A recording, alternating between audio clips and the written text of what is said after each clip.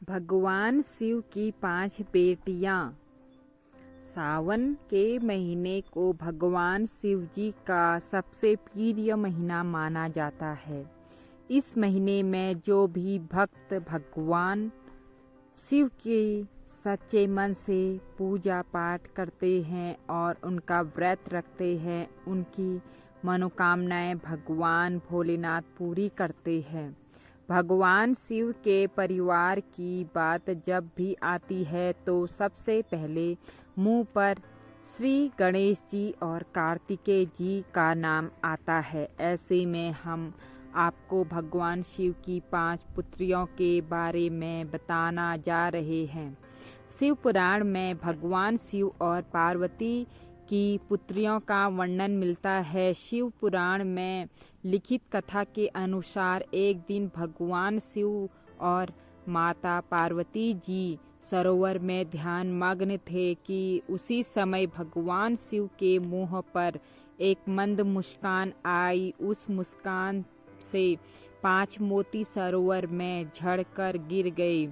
उन 5 मोतियों से 5 कन्याओं का जन्म हुआ, लेकिन यह कन्याएं मनुष्य रूप में न जन्मकर नाग रूप में जन्मी थी। ध्यान मग्न होने के कारण माता पार्वती जी को इस बात की कोई जानकारी नहीं थी कि महादेव की मुस्कान से पुत्रियों का जन्म हुआ है, किंतु भगवान शिव को इस बात का आभास था। भगवान शिव शंकर अपनी अन्य संतानों की तरह ही अपनी पुत्रियों से प्रेम करते थे और इन 5 नाग पुत्रियों के साथ नियमित रूप से प्रातः काल में खेलने भी जाया करते थे। ऐसा कई दिनों तक चलता रहा। माना पार्वती जी को शक हुआ कि आखिर भगवान भोलेनाथ इतनी सुबह सुबह कहाँ चले जाते हैं। इसलिए उन्होंने तय किया कि वह इस रहस्य को जानकर रहेंगी।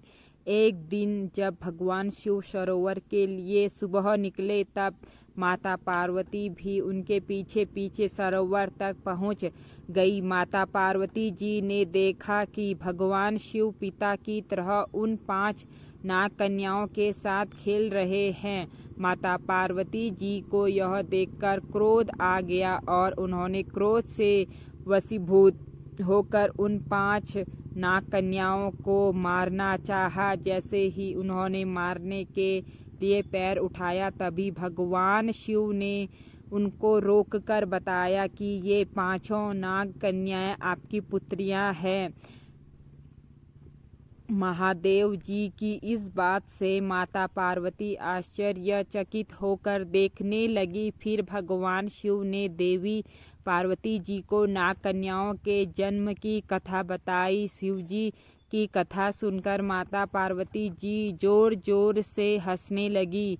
भगवान शिव की इन नाग कन्याओं का नाम जया, विषहर, सामिलवारी, देव और तोहली है।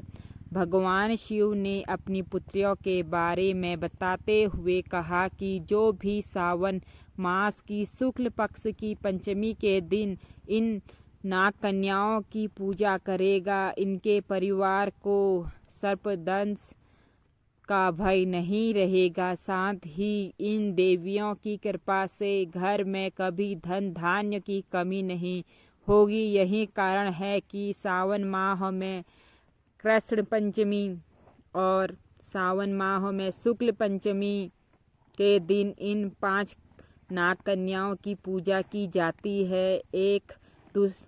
धन्यवाद।